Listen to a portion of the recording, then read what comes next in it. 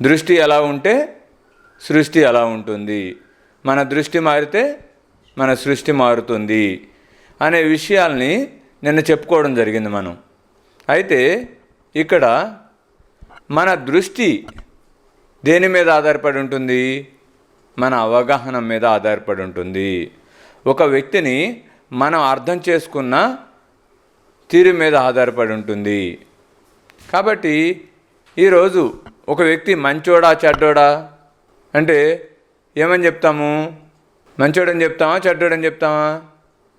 మంచోడైతే మంచోడని చెప్తాము, చెడ్డోడైతే చెడ్డోడని చెప్తాం, అంతే కదా? కాదు. ఒక వ్యక్తి మంచోడా చెడ్డోడా అనేది దేని మీద ఆధారపడి ఉంటుందంటే ఆ వ్యక్తి పట్ల ఉన్న మనం ఏర్పరచుకున్న అభిప్రాయం మీద. ఒక వ్యక్తికి మంచోళ్ళ కనపడతాడు, అదే వ్యక్తి ఇంకో వ్యక్తికి చెడ్డోడవుతాడు. ఒక వ్యక్తి అంటే ఎనలేని ప్రేమ ఉంటుంది, అదే వ్యక్తి ఇంకో వ్యక్తికి శత్రువుగా ఉంటాడు. ఒక వ్యక్తి అందరి జీవితాల్లో మంచిగానే ఉంటాడా? అందరికీ మంచిగా ఉంటాడా? ఉండడు. మరి మంచోడైతే అందరికి మంచిగానే ఉండాలి కదా, లేదా చెడ్డోడైతే అందరికీ చెడ్డగానే ఉండాలి కదా. ఒకరి జీవితంలో ఒకరు చెడ్డగా, అదే వ్యక్తి ఇంకొకరి జీవితంలో మంచిగా, ఇంకొకరి జీవితంలో సంబంధం లేకుండా, ఆడ మంచోడు కాదు చెడ్డోడు కాదు, ఆ వ్యక్తి అంతే ఉన్నాడు. అతను మంచోడు చెడ్డోడు అంటే అట్లేం లేదండి, ఉంటాడు అని చెప్తాం. కాబట్టి ఇవన్నీ దేని మీద ఆధారపడతాయంటే మనకి ఆ వ్యక్తి పట్ల ఉన్న అవగాహన మీద. ఉన్న అవగాహనతో మనం ఒక అభిప్రాయానికి వస్తాం. ఈ వ్యక్తి చెడ్డోడు, ఈ వ్యక్తి మంచోడు, ఈ వ్యక్తి తెలివి గల్లవాడు, ఈ వ్యక్తి తెలివి తక్కువవాడు, ఈ వ్యక్తి మనకు సహకరిస్తాడు, ఈ వ్యక్తి మనకు సహకరించడు.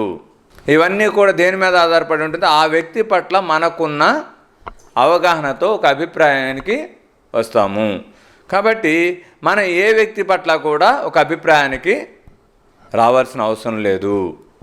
ఇక్కడ ఎవరు చెడ్డవారు కాదు, ఎవరు మంచివారు కాదు, ఎవరి పాత్ర వారిదే.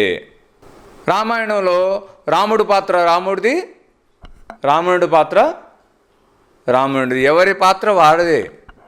రాముడు మంచోడు కాదు, రావణుడు చెడ్డోడు కాదు, ఎవరి పాత్ర వారిదే. రాముడి పాత్ర రాముడు అద్భుతంగా పోషించారు, రావణుడి పాత్ర రావణుడు అద్భుతంగా పోషించారు. రాముడు ఎవరు? విష్ణు అవతారం, మహావిష్ణువు అవతారం రాముడు. మరి రావణుడు ఎవరు? ద్వారపాలకులు, జయ విజయులే రావణుడుగా కుంభకర్ణుడుగా వస్తారు.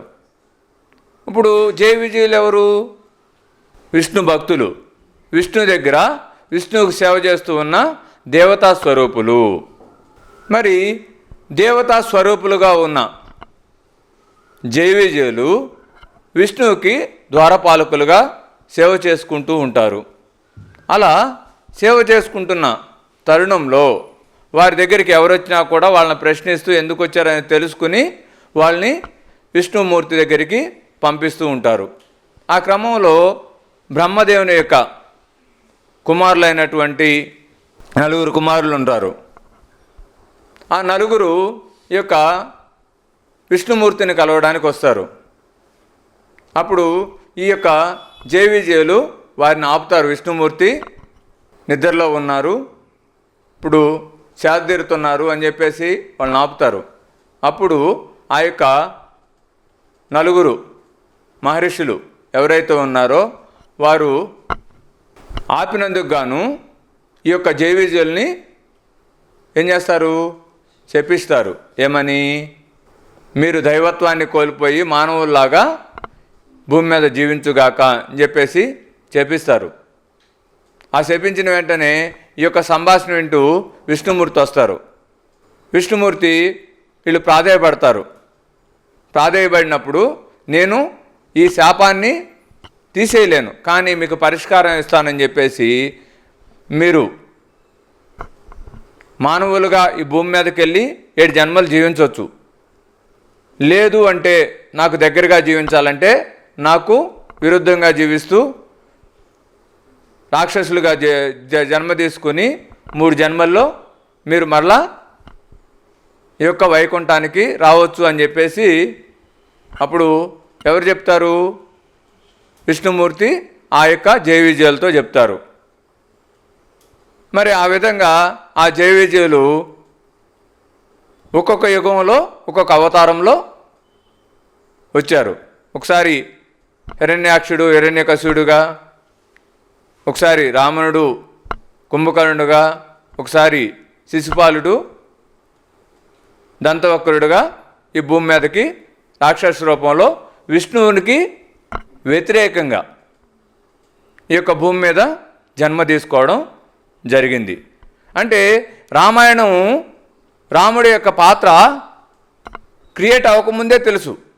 రాముడు భూమి మీదకి వెళ్ళిన తర్వాత ఏం చేయాలి, రాముడు ఏం చేయాలి, శివరాత్రికి రాముడిని చంపాలి,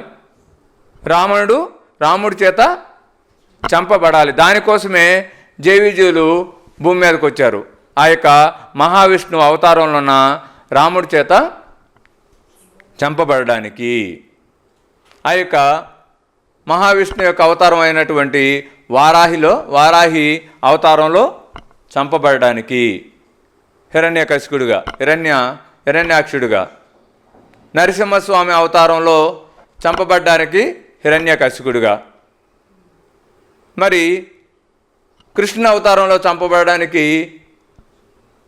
ఎవరిలాగా వచ్చాడు? శిశుపాలులాగా, దంతవక్రులాగా వచ్చాడు. అదేవిధంగా రామావతారంలో చంపబడడానికి రావణుడిలాగా, కుంభకర్ణులాగా వచ్చారు. ఇదంతా కూడా ఆల్రెడీ తెలుసు, ముందే తెలుసు. ద్వాపరయుగం స్టార్ట్ అవ్వకముందే కృష్ణుడికి తెలుసు, త్రేతాయుగం స్టార్ట్ అవ్వకముందే రాముడికి తెలుసు. అవునా కాదా? అంటే ఇక్కడ రావణుడు గొప్పోడా, మంచోడా, చెడ్డోడా? మంచోడు కాదు, చెడ్డోడు కాదు. ఆయన పాత్ర అది. ఈ భూమి మీద ఆయనకున్న పరిస్థితుల దృష్ట్యా ఆయన తీసుకున్న క్యారెక్టర్ అది. కాబట్టి ఈ అవగాహన మనం పెంచుకోవాలి. ఎవరిని వ్యతిరేకించడమో ఎవరిని తిరస్కరించడమో చేయాల్సిన అవసరం లేదు.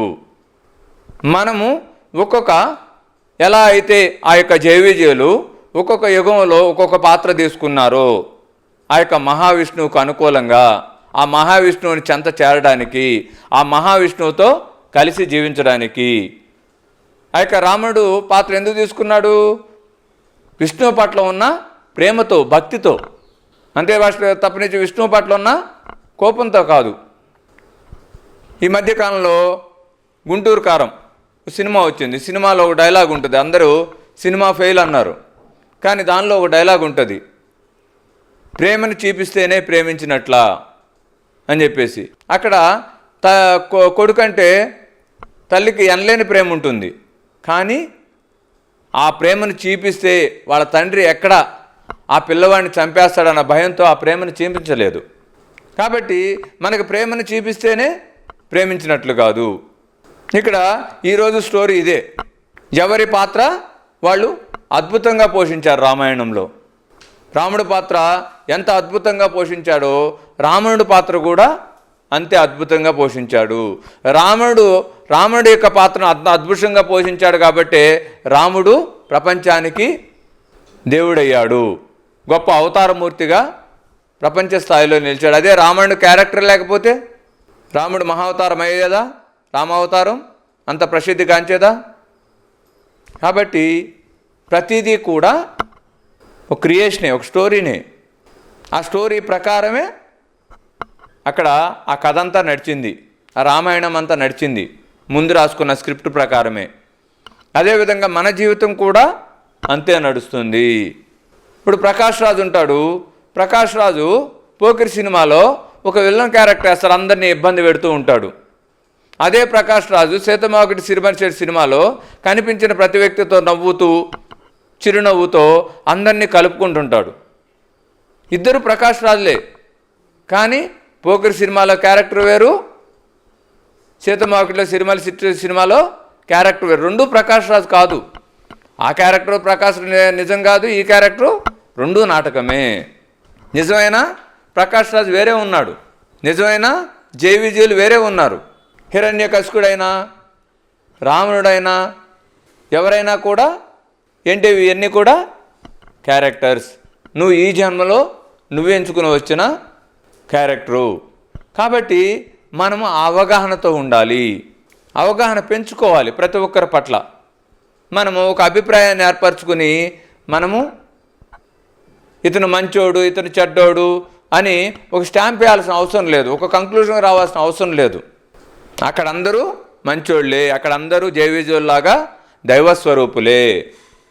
అక్కడి నుండి ఇక్కడికి వచ్చిన తర్వాత ఏ పాత్ర ఎంచుకుంటాము అనేది వాళ్ళ యొక్క ఆ స్క్రిప్ట్లో వాళ్ళ యొక్క క్యారెక్టర్ మీద ఆధారపడి ఉంటుంది. ఇప్పుడు నేను ఒక సినిమా తీస్తున్నాను, సినిమా తీసేవాళ్ళు మిమ్మల్ని అందరినీ ఎంతమంది యాక్ట్ చేస్తారని అడిగారు అనుకోండి, మీరు అందరూ చేతులు ఎత్తారనుకోండి, నువ్వు ఈ క్యారెక్టర్ తీసుకో, నువ్వు ఈ క్యారెక్టర్ తీసుకో, నువ్వు ఈ క్యారెక్టర్ తీసుకో అని చెప్తాను. అది మీరు అయిపోతారా? మంచోడి క్యారెక్టర్ ఇస్తే మంచోడిగా యాక్ట్ చేయాలి, చెడ్డోడి క్యారెక్టర్ ఇస్తే చెడ్డోడిగా యాక్ట్ చేయాలి. ఎవరికి నంది అవార్డు వస్తుంది? మంచోడికి వస్తుందా చెడ్డోడికి వస్తుందా? మంచోడా చెడ్డోడా అని ఉండదు. ఎవరు రక్తి కట్టిస్తారో, ఎవరు అద్భుతంగా నటిస్తారో వాళ్ళకి నంది అవార్డు వస్తుంది. కాబట్టి ఇక్కడ కూడా మనం ఎంచుకున్న క్యారెక్టర్ని మనం అద్భుతంగా జీవించగలగాలి. మనం ఏ క్యారెక్టర్ని ఎంచుకుంటే ఆ క్యారెక్టర్లో ఎదుటి వాళ్ళని మనం నిందించాల్సిన అవసరం లేదు, దూషించాల్సిన అవసరం లేదు. వాళ్ళ క్యారెక్టర్లో వాళ్ళు అద్భుతంగా జీవిస్తున్నారు, కానీ నీ క్యారెక్టర్లో నువ్వు అద్భుతంగా జీవించలేకపోతున్నావు. నేను ఒక చిన్న ఎగ్జాంపుల్ చెప్తాను. మన అవగాహన లోపం వల్ల ఎలా ఉంటుంది అనేది. మన జీవితాల్లో మనం ఎదుటి వ్యక్తిని అర్థం చేసుకోలేనప్పుడు, మన జీవితాల్లో మన దుఃఖానికి కారణం అవగాహన లోపమే. మన దృష్టి లోపానికి కారణం మన అవగాహన లోపమే. మన అవగాహన మనం పెంచుకోవాలి. నాకు ఒక చిన్న సంఘటన, యథార్థంగా జరిగిన సంఘటన ఒకటి ఉంది. ఒక యువకుడు పక్కూరులోకి వెళ్ళి ఒక అమ్మాయిని ఇబ్బంది పెట్టాడు. ఇబ్బంది పెట్టినప్పుడు ఆ అబ్బాయిని ఆ ఊర్లో కట్టేశారు. కట్టేసి ఆ ఊర్లో వాళ్ళందరూ చాలా కోపంతో ఉన్నారు, ఎట్లయినా కూడా వీడిని చంపేయాలి ఈరోజు అన్నంత కోపం నుండి పక్కూరులో ఉన్న వాళ్ళ యొక్క కుటుంబ సభ్యులకి, వాళ్ళ గ్రామ పెద్దలకి కబురు చేశారు. కబురు చేస్తే వాళ్ళ గ్రామ పెద్దలందరూ వచ్చారు, వాళ్ళ కుటుంబ సభ్యులందరూ వచ్చారు. ఆ గ్రామ పెద్ద ఆ అబ్బాయి యొక్క పెదనానే. ఆ ఊర్లోకి వెళ్ళంగానే వాళ్ళ పెదనానికి అర్థమైన విషయం ఏంటంటే, వీడిని ఖచ్చితంగా ఈరోజు చితకబాతుతారు ఊరు వాళ్ళందరూ కూడా, వీడిని ఎలా అయినా కాపాడుకోవాలి అని చెప్పేసి ఏం చేశాడంటే, అక్కడ పరిస్థితులను చూసిన తర్వాత దానికి పరిష్కార మార్గము సమయస్ఫూర్తితో వాళ్ళ పెదనాన్న వెళ్ళి ఆ అబ్బాయిని పెటా కొట్టాడు. అప్పుడు దాకా కోపంతో ఉరిగిపోతున్న ఆ ఊరి జనం అంతా చంపేయాలి, కొట్టేయాలి, నరికేయాలి అనుకుంటున్న ఊరి జనం అంతా ఈ పెద్ద ఆయన ఎప్పుడైతే కొట్టడం మొదలేశారో సంజాయించడం మొదలేశారు. పిల్లలు కాకపోతే ఎవరు తప్పులు చేస్తారండి, ఈసారి తప్పు చేయకుండా చూద్దాము చెప్పండి, అంతే తప్పనించి అలా కొడతారా అది ఇది అని చెప్పేసి వాళ్ళ పెద్దనాయన్ని సంజాయించడం మొదలుపెట్టారు. ఆయనతో పాటు వాళ్ళ పెద్దనాన్నతో పాటు వెళ్ళిన ఆ యొక్క గ్రామ పెద్దలందరూ ఆ పెద్దనాన్న యొక్క సమయస్ఫూర్తిని చూసి చాలా మెచ్చుకున్నారు. నిజంగా మీరు అలా చేసి ఉండకపోతే వాళ్ళందరూ పక్కూరు వాళ్ళందరూ కలిసి మన ఊరు అబ్బాయిని కొట్టేవాళ్ళు, మన పరువు పోయేది అది ఇదని చెప్పేసి అందరూ మెచ్చుకున్నారు. కానీ ఆ కుర్రవాడు మాత్రం, ఆ ఊరు వాళ్ళే తప్పు చేశాను నేను, ఆ ఊరు వాళ్ళే నన్ను ఏమనలేదు, ఆ ఊరు వాళ్ళే నన్ను ఒక దెబ్బ వేయలేదు, కానీ నా పెదనాన్న ఉండి నన్ను కొడతాడా అని చెప్పేసి అవగాహన లోపం వల్ల కొన్ని రోజుల తర్వాత వాళ్ళ పెదనాన్న చంపేశాడు ఆ అబ్బాయి. అంటే ఏంటి? అవగాహన లోపము. మనము ఆ సందర్భాన్ని మనం అవగాహన చేసుకోలేకపోవడము. ఎదుటి వ్యక్తి మన పట్ల ఎందుకు అలా ఉంటున్నాడు. చాలామంది తల్లిదండ్రుల్ని తిట్టుకుంటూ ఉంటారు, మా తండ్రి నాకు అసలు స్వేచ్ఛ ఇవ్వడు, నా జీవితాన్ని జీవించనివ్వడు, లేకపోతే నా తల్లి సరిగా నన్ను చూడదు, ప్రేమగా మాట్లాడదు, ఎప్పుడు తిడుతూ ఉంటుంది. కానీ ఆ తిట్లు వెనక, ఆ కోపం వెనక ఏముంది మనం అర్థం చేసుకోగలగాలి. నీ తండ్రి ఎలా ఉన్నా, నీ తల్లి ఎలా ఉన్నా, నీ తండ్రి నీ తండ్రే, నీ తల్లి నీ తల్లే. అవగాహన పెంచుకోవాలి. ఎవరికి ఉన్న అవగాహనలో వాళ్ళు జీవిస్తుంటారు, నువ్వు ఉన్న అవగాహనలో నువ్వు వాళ్ళని అంగీకరించగలగాలి. ఇట్లాంటిదే ఇంకో సంఘటన జరిగింది. నేను ఎన్నోసార్లు ఎన్నో టూర్లకు వెళ్తూ ఉంటాను. ఈ టూర్లకు వెళ్తున్న క్రమంలో ఒక వాట్సాప్ గ్రూప్ క్రియేట్ చేస్తాను. వాట్సాప్ గ్రూప్ క్రియేట్ చేసినప్పుడు ఒక టూర్లో ఒక వాట్సాప్ గ్రూప్ క్రియేట్ చేశాను. క్రియేట్ అయిన తర్వాత ఆ టూర్ అయిపోయింది. టూర్ అయిన తర్వాత ఆ గ్రూప్ అలాగే కంటిన్యూషన్ అవుతూ ఉంటుంది. అవుతున్న క్రమంలో ఒకరోజు ఆ గ్రూప్లో ఉన్న ఆమె యొక్క ఏదైతే ఉందో చెస్ట్ యొక్క ఫోటోని గ్రూప్లో పెట్టింది. గ్రూప్లో పెట్టిన వెంటనే గ్రూప్లో వాళ్ళందరూ నాకు కాల్ చేశారు. ఆమె వెంటనే 2 నిమిషాల్లో డిలీట్ చేసేసింది ఫోటో. కానీ అందరు నాకు కాల్ చేశారు, మేమందరం చాలా మంచోళ్ళము, ఇలాంటి గ్రూపులో అలాంటి వాళ్ళని పెడతారా, అలాంటి ఫోటోలు ఎవరైనా తీసుకుంటారా, ఎవరికో పంపించాల్సిన ఫోటో గ్రూప్లో పెట్టింది బై మిస్టేక్, అలాంటి వాళ్ళని తీసేయండి, గ్రూప్లో నుండి ఎలిమినేట్ చేయండి, డిలీట్ చేయండి అని చెప్పేసి వరుస 4-5 కాల్ చేశారు నాకు. ఆమెని ఆ గ్రూప్లో నుండి రిమూవ్ చేశారు.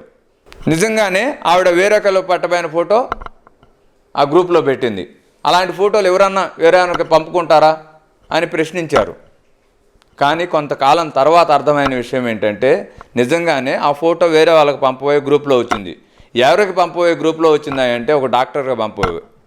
అది ఎప్పుడు అర్థమైంది అంటే ఆమె కొన్ని రోజుల తర్వాత క్యాన్సర్తో మరణించినప్పుడు అర్థమైంది. అంటే మన అవగాహన ఎలా ఉంటుంది, మనం ఎదుటి వ్యక్తిని మనం ఎలా చూస్తాము, ఏ దృష్టితో చూస్తాము. ప్రతి చోట కూడా ఎదుటి వ్యక్తి మనం ఒక సందర్భం ఎదురైన వెంటనే వాడిని చెడ్డవాడిని చేసేస్తాము. వీడు చెడ్డగాడు కాదు ఇలా ఎందుకు చేస్తాడు, ఆ సందర్భం మాకు అర్థమైంది కాబట్టి, మాకు తెలిసింది కాబట్టి ఆమె పరిస్థితి ఏంటంటే అర్థమైంది. అది తెలియకపోతే ఎప్పుడు వీళ్ళ దృష్టిలో ఒక చెడ్డావిడిగానే మిగిలిపోతుంది. కాబట్టి మనం ప్రతి సంఘటన పట్ల అవగాహన పెంచుకోవాలి. మన దుఃఖానికి కారణము అవగాహన లోపమే. మనం సరికాని దృష్టితో చూడడానికి కారణము అవగాహన లోపమే. కాబట్టి మన జీవితాల్లో మనము అవగాహన పెంచుకోవాలి. ఇక్కడ ఎవరు చెడ్డోడు కాదు, ఎవరు మంచోడు కాదు.